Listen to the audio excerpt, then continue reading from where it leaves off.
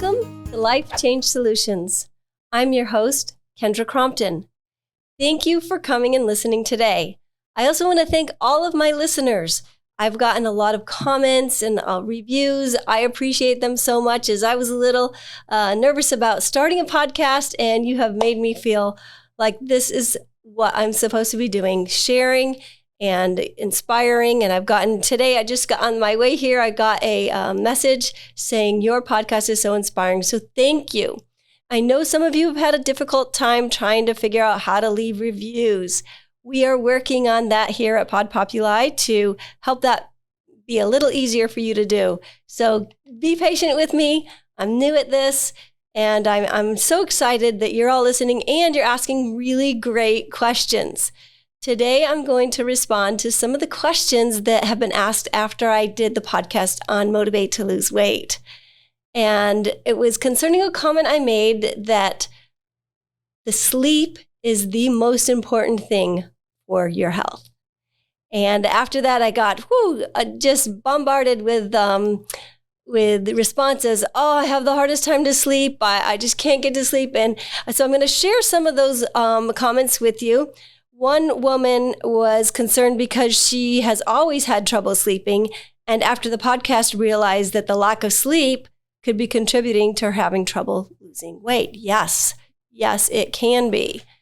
In fact, with my personal training clients, the first question I ask them is, what is your sleep like? How many hours do you get a night? Are you waking up during the night?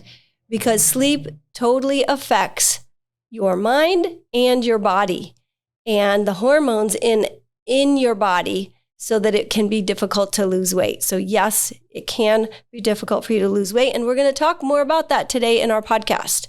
One man said he's been using sleeping pills for years and wondered if he would ever be able to sleep without them. That is a really good concern, because sleeping medications, whether they're over the counter or they're prescription, they are highly addictive, and you become dependent on those. So yes, we can work with that and get you to where you can sleep without the sleeping aids.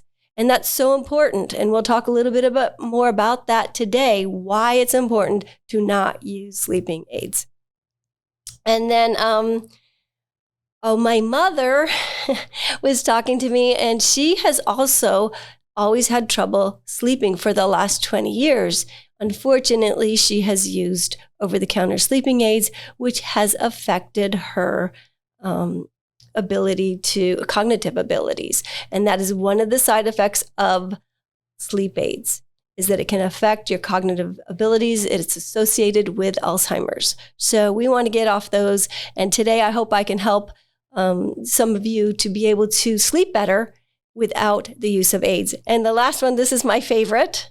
One of my friends who recently had a baby, she called and she said, "How did you do this 4 times? I'm exhausted." I have to say, I remember those days, and the first thing that comes to my mind is sleep deprivation. I am glad I'm over those days. They will end, and you will get better sleep, hopefully in the future. But some of the tips today, I think, will help you. Just be kind to yourself, take a nap when you can, and know that you're going to be a little more anxious, and you'll have not as much patience. That's pretty normal when we don't have sleep, is that we are agitated more easily, and it's harder to manage our emotions. Perfectly normal after you have a baby and you're not sleeping and you're getting sleep deprivation. It's the worst. So we're going to work on some of those things, and hopefully they'll help you too. But when that baby gets a little bit older and is sleeping through the night, I think that you will too. So if you are having trouble sleeping, you are not alone. 1 out of 3 people in America does not get enough sleep. Studies show that it is an epidemic, and it's one of the number one things that people go to the doctors for, is for sleep aids. So sleep is the most important thing we can do for our health. Lack of sleep increases our risk of obesity, heart disease, cancer, and infections, and, as I mentioned, Alzheimer's. Sleep is when the body rejuvenates, regenerates. It's when the natural healing process occurs. Our body releases hormones during sleep that help us repair our cells, control our body's use of energy. And as I mentioned in my last episode, these hormones can change and affect our weight. As I mentioned, I found with my personal training clients, those that have the most difficult time losing weight are those that do not get enough sleep. So that's the first question I ask, and then we go from there. So think of sleep as the base of your good health, and then from there, it's nutrition and exercise. But sleep is that base. You got to have that sleep. The good news is that by increasing our sleep, we can increase our muscle mass by as much as 40%, reduce body fat, and strengthen our brain and decrease stress hormones.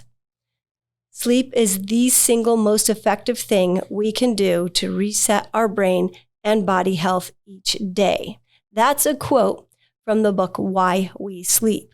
I'm going to touch on some of these things, but if you'd like to go into more detail, the author has a podcast and he also has a book out. I would highly recommend that if you want to get into more depth. I'm going to give you the basics today. And I think with the basics, you will find that you will get good sleep. It's never too late to start sleeping better. So let's talk about sleep and what we can do to get better sleep, because changing our sleep can literally change our lives. I'm going to tell you a story from my book, a story about Paul. Paul was in the military and he was getting about 6 hours of sleep all while he was in the military, maybe that. And as soon as he retired, he found that he was able to get 8 hours of sleep, and without changing anything else, he lost 15 pounds. So you can see that sleep without doing anything else is the most important thing if you are looking. He had a few extra pounds because also not getting sleep will make you gain weight. So he was able to easily drop those 15 pounds without doing anything else. Now, everyone has different sleep requirements, but most adults require 7 to 9 hours of sleep. Our natural sleep-wake cycles are very much in tune with our environment and the cycles of light and dark that result from the movement of the sun and planets. This is called the circadian rhythm. We are meant to rise with the sun and go to sleep when it goes down. It's like our timekeeping clock. In response to the light, your hormonal system naturally releases cortisol, which drops as the sun goes down. Sunlight also increases the release of the hormone serotonin. I've talked a little bit about that before in my other podcast. Serotonin is a hormone which lifts your moods. So we want that. It also helps us be calm and focused. So if you're finding yourself not focused at your job, could be due to your lack of sleep. At night, darker lighting triggers the brain to make the hormone melatonin. So if you are staying up with a lot of TV and computer and phones, you are still getting that light, which will make it harder for you to sleep. So the melatonin helps you sleep, and it increases the levels of growth and repair in your hormones. So let's talk a little about the circadian rhythm. It works best when you have regular sleep habits, like going to bed and waking up around the same time every night. So getting in that ritual. The same goes for eating. If you can eat at the regular times, sleep at the regular times, you're going to find that your body is going to be more balanced. Our bodies are designed to wind down from sunset. And here's the key hours. People say, well, when should I go to sleep? When should I wake up? Well, the body goes down around 10 o'clock. That's the time. If we can think about 10 o'clock to 11, if we can get to sleep by then. Now, I'm going to be honest with you. I don't get to bed around 10 or 11 because everyone is different. But I do get that 7 hours of sleep.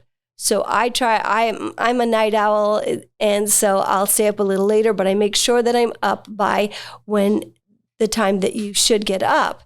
And just note that your physical repair of your body is between 2 and 6 a.m. So you definitely want to be asleep by 2. And I found with my body, if I stay up past 1:30, and notice with your own self, if I stay up past 1:30, I cannot get to sleep. So you've got to get to sleep in that time frame. So I really try to get to sleep before 12 o'clock, and I wake up around 7 o'clock. So, and that's the time that is recommended to wake up, is between 6 and 7. This balances your body chemistry, and I will be talking a lot about qi. It also balances the qi in your body. So I do a lot of qigong. In fact, the first thing I do when I wake up in the morning, I go outside where it's sunlight, and I get maybe 5-7 minutes of qigong in. So I get that sun, the circadian rhythm you're following that circadian rhythm. And then I've also gotten some balance in the chemistry in my body and also the qi. So when we go through change, and this whole podcast is about change, and when we go through change, or when we want to make changes, well, when we go through change, like the changes that we've shown on this podcast, several of our guests have had really challenging changes. Often sleep is the first thing that goes. It really suffers. So we have trouble falling asleep, getting restful sleep, or sometimes even sleeping at all. When we are anxious or we have a lot on our minds, I compare it to a computer. If the computer has too much going on, it will crash. And so it's the same with us. We have to get enough sleep so that we are not going to crash. And that's literally what will happen to us as well. When we get so frustrated with the inability to sleep, it may seem like the only alternative is to turn to medicine, either over the counter or prescription medicines. In fact, during the pandemic, prescriptions for sleep increased by 21% in just 1 month. That's a really, really big increase, considering that it was in just 1 month. So people were definitely concerned and having trouble sleeping, probably watching more TV, because what else could you do? According to the CDC, over 9 million Americans use prescription sleep aids. These can actually disrupt sleep even more on the long run. So we talk a little bit about REM sleep, rapid eye movement. The medications will disrupt that, and we need the REM sleep. So what can we do to get good sleep naturally without the use of sleeping aids? Well, I have a great section in my book, and I have my book right here. So I'm going to share to you some of the things in my book. I may even read some of those things, but I'm going to tell you what I start with. But for more tips, if you want to get more than what I'm giving you today, there's more in the book.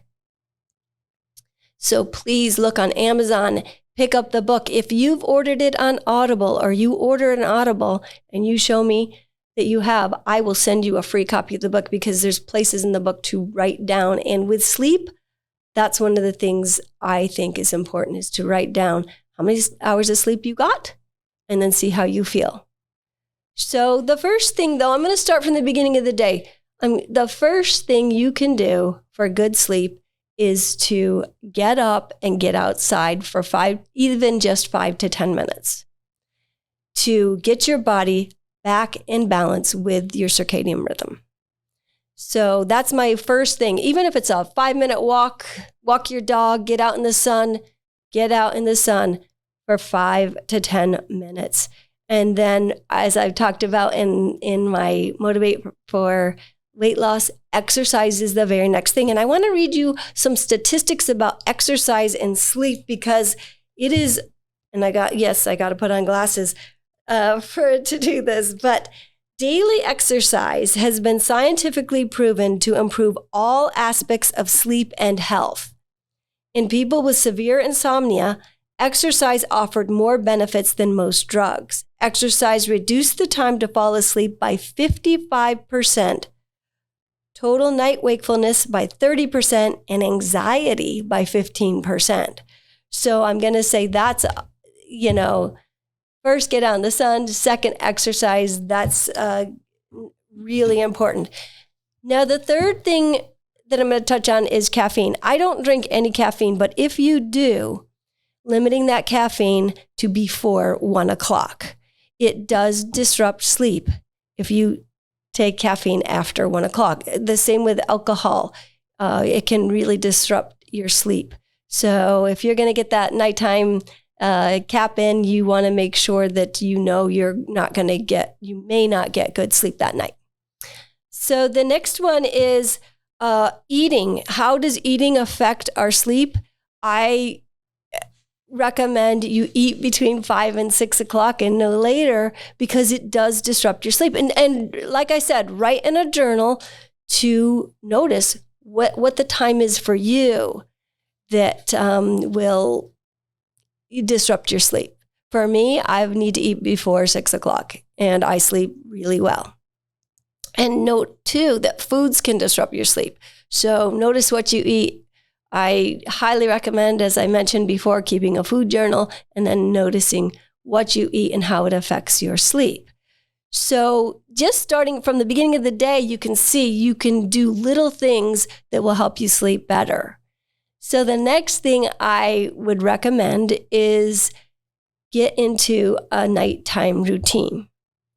So, I guess before that, turn off your computers and TV at least an hour before you go to sleep, and then have a nighttime routine.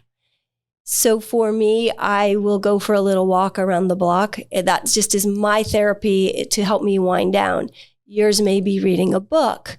It may be a myriad of other things. Taking a bath, that's another thing that I recommend. Taking a hot bath lowers your body temperature, which then in turn will help you sleep better.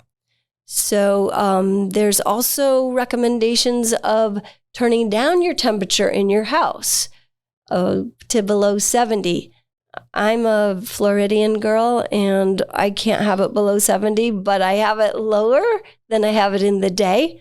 And taking a bath helps lower my body temperature, and I sleep very well.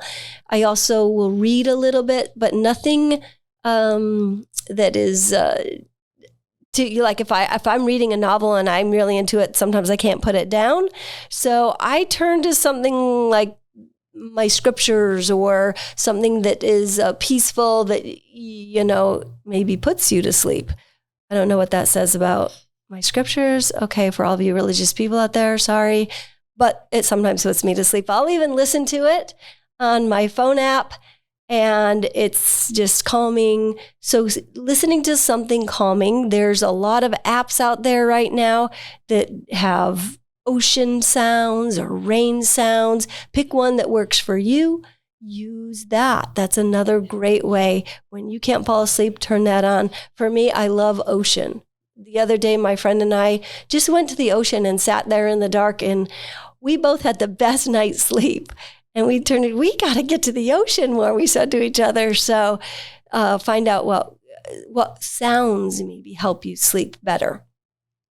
I'm trying to think if I missed anything else. There was a couple more things. If you know what, I'm not going to worry about it. Those are the best things right now. One other thing. I really want to stress this. A lot of times our minds do not settle down.